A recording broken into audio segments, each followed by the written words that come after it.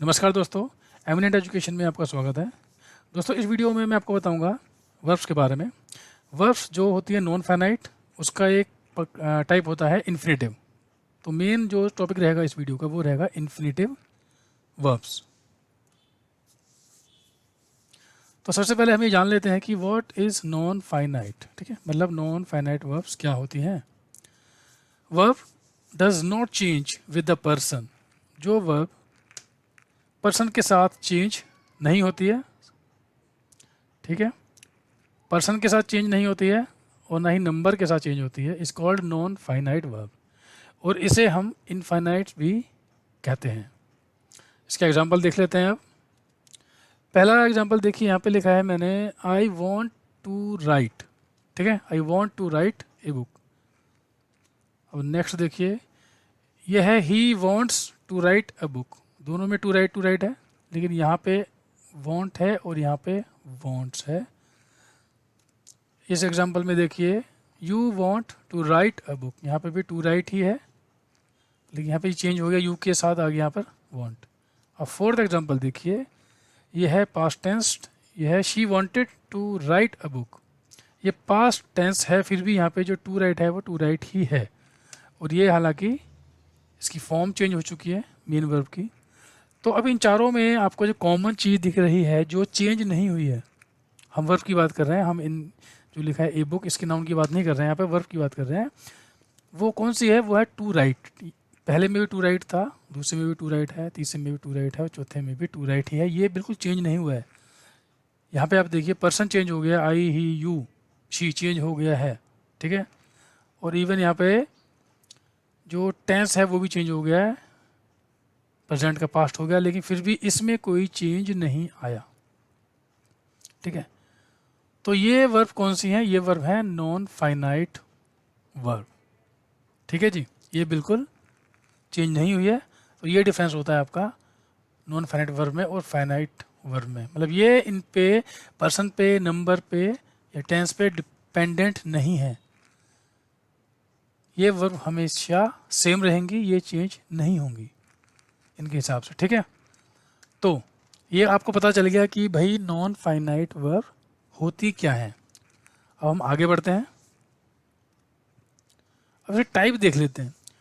There are three groups of non finites. इनके तीन group में इन्हें बांटा गया है। तो सबसे पहला है दैट इज द इन्फिनेटिव, उसे हम बोलते हैं इन्फिनेटिव। और इसमें भी क्या क्या होता है? एक होता है प्रेजेंट इन्फिनेटिव और एक होता है परफेक्ट इन्फिनेटिव।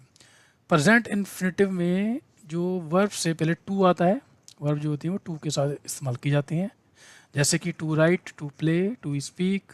ठीक है, और इस तरीके से काफ़ी सारी वर्ब हो जाएंगी। फिर आता है परफेक्ट इन्फिनेटिव। परफेक्ट इन्फिनेटिव में क्या होता है भाई? हैव आता है। टू हैव रिटर्न, अगर हैव आया है तो आपको पता है वर्ब की थर्ड फॉर्म आएगी, to have written, to have played, to have spoken. और इस तरीके से और भी जितनी भी वर्ब्स होंगी, अगर हम उनको परफेक्ट इन्फिनेटिव की तरह यूज़ करेंगे तो भाई वो to have written, to have verb की थर्ड फॉर्म की फॉर्मेशन में लिखी जाएंगी।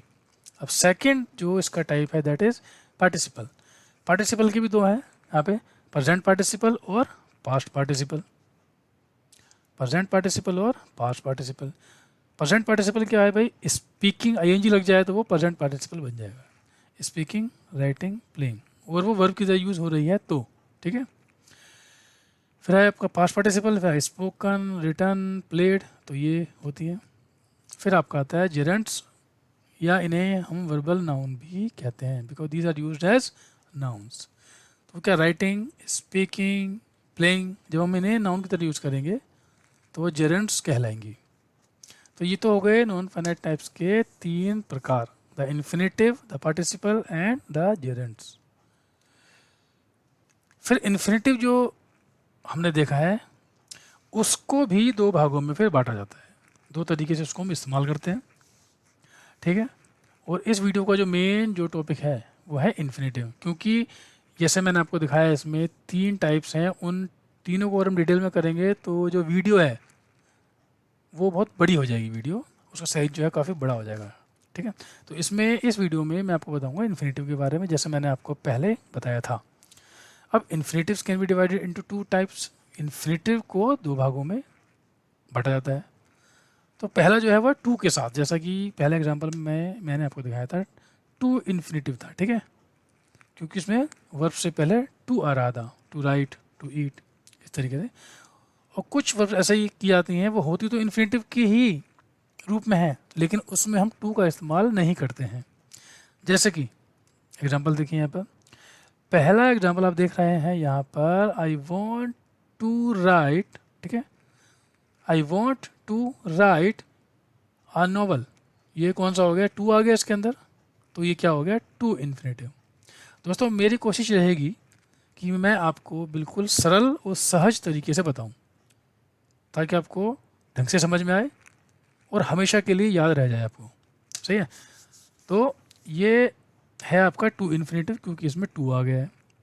अब कई सेंटेंसेस ऐसे होते हैं जिसमें हम टू नहीं लगाते हैं, जैसे ये देखिए, आई can write a novel.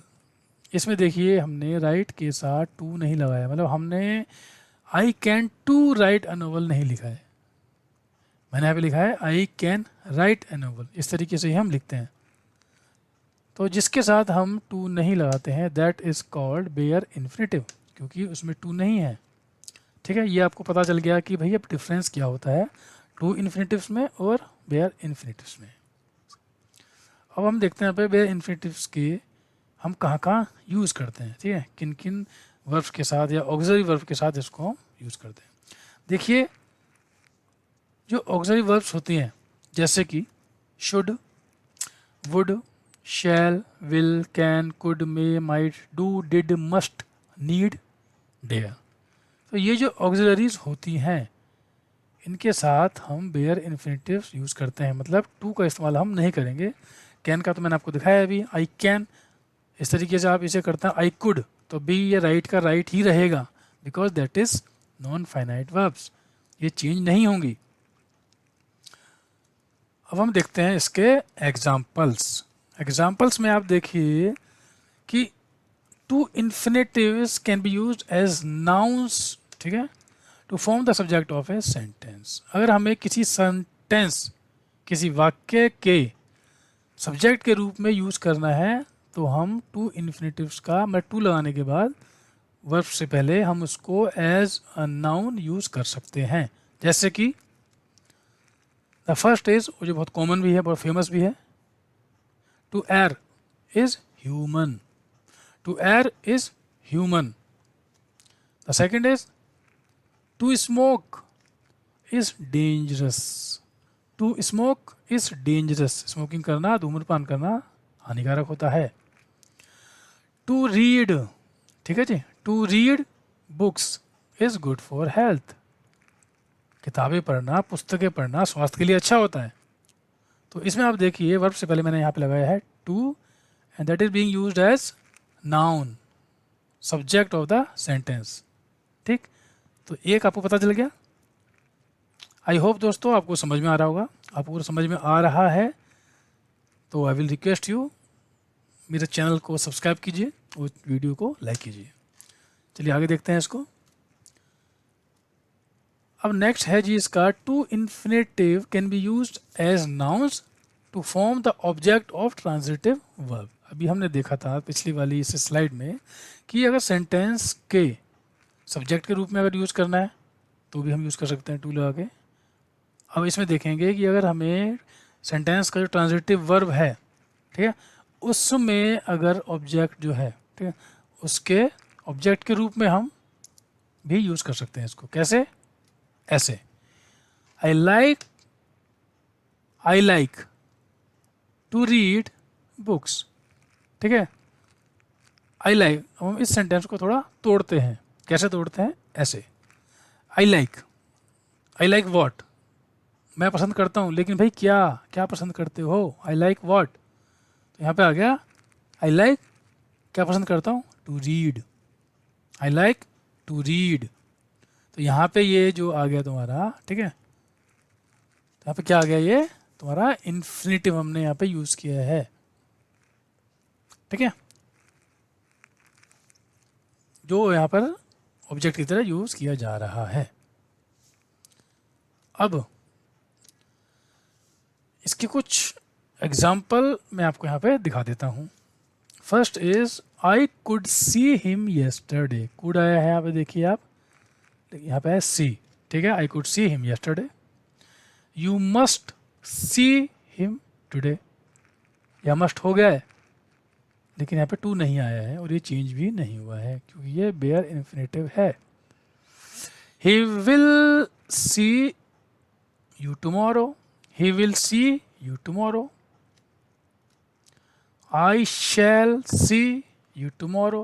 I shall see you tomorrow. जैसा मैंने आपको पहले बताया था कि ये जो कुछ ऑक्सिलरीज होती हैं उनके बाद हम बेयर इन्फिनेटिव का यूज़ करते हैं, मतलब टू का इस्तेमाल हम नहीं करते हैं। Next is you need not stay here. You need not stay here, ठीक है। अगर प्रिंसिपल वर्ब्स के रूप में अगर यूज़ किया जा रहा है तो उसमें हम टू का इस्तेमाल कर सकते हैं। कौन कौन सी ऑक्सिलरी के बाद? नीड और डेयर। नीड और डेयर अगर प्रिंसिपल वर्ब्स के रूप में यूज़ की जा रही हैं then we can use to. Okay, first is I need 1 month to finish this task. I need, ठीक है, 1 month टू, यहाँ पे हमने टू फिनिश यूज़ किया है क्योंकि नीड जो है यहाँ पे यूज़ की जा रही है as a principal verb. Next is did you dare to say that. Did you dare to say that. यहाँ पे हमने टू से का इस्तेमाल क्यों किया? क्योंकि dare is being used as principal verb in this sentence. इस सेंटेंस में वो प्रिंसिपल वर्ब के रूप में इस्तेमाल की जा रही है। ठीक है दोस्तों,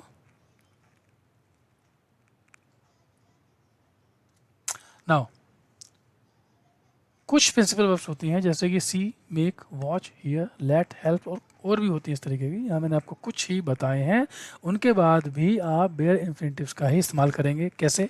ऐसे, I saw him do it. I saw him do it, ठीक है। यहाँ पे हमने टू का इस्तेमाल नहीं किया है, that is bare infinitive. He watched me jump. He watched me jump, ठीक है। वॉच है यहाँ पर, वॉच्ड है सेकंड फॉर्म। यहाँ पे हमने टू का इस्तेमाल नहीं किया है। अब let her sit down. Let her sit down, ठीक है, तो यहाँ पे भी टू का इस्तेमाल नहीं किया है। I heard you sing. I heard you sing, मैंने तुम्हें गाते हुए सुना। I heard you sing. You made me wait. You made me wait, यहाँ देख रहे हैं आप कि किसी में भी टू का इस्तेमाल नहीं किया है क्योंकि जो ये सारी वर्ब्स हैं ये बेयर इन्फिनेटिव की तरह यूज़ की जा रही हैं। इसमें हमने टू का इस्तेमाल नहीं किया है क्योंकि इनसे पहले जो वर्ब्स आई हैं वो कुछ स्पेसिफिक वर्ड्स हैं जिनके बाद हम टू को नहीं लगाते, मतलब बेयर इन्फिनेटिव का हम यूज़ कर सकते हैं।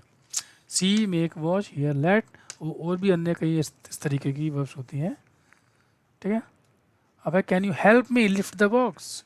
Can you help me lift the box, तो इस तरीके से हम सेंटेंस को लिख सकते हैं बिना टू के, ठीक है। और कुछ प्रीपोजिशंस होते हैं कि जिनके बाद भी हम बेयर इन्फिनेटिव का यूज़ करते हैं इस प्रकार से। पहला सेंटेंस है इसका, I can do everything. I can do everything but cook. मैं सब कुछ कर सकता हूँ भाई, सिर्फ पका नहीं सकता। मैं खाना नहीं पका सकता। I can do everything but cook, ठीक है, खाना पकाने के अलावा मैं सब कुछ कर सकता हूँ। I can do everything but cook, तो यहाँ पे देखिए आपने टू का इस्तेमाल नहीं किया है, बेयर इन्फिनेटिव का इस्तेमाल किया है। She does nothing all day except complain. Complain के अलावा पूरे दिन वो कुछ भी नहीं करती है। She does nothing all day except complain. तो दोस्तों इस वीडियो में सिर्फ इतना ही। इस वीडियो में आपने सीखा कि नॉन फाइनाइट के इन्फिनेटिव जो होते हैं टू इन्फिनेटिव और बेयर इन्फिनेटिव, उन्हें किस तरीके से इस्तेमाल किया जाता है। आई होप आपको ये वीडियो पसंद आई होगी। दोस्तों अगर वीडियो आपको अच्छी लगी है तो प्लीज़ इसे लाइक करें, शेयर करें, कमेंट करें। और आप इस चैनल पे अगर नए हैं या आपने अभी तक चैनल को सब्सक्राइब नहीं किया है तो प्लीज़ इसे सब्सक्राइब करें और जो बेल आइकन है उसे दबाना ना भूलें ताकि जो मेरी आने वाली वीडियोस हैं उसका नोटिफिकेशन आपको मिल सके और कोई भी वीडियो आपसे मिस ना हो। थैंक यू वेरी मच दोस्तों।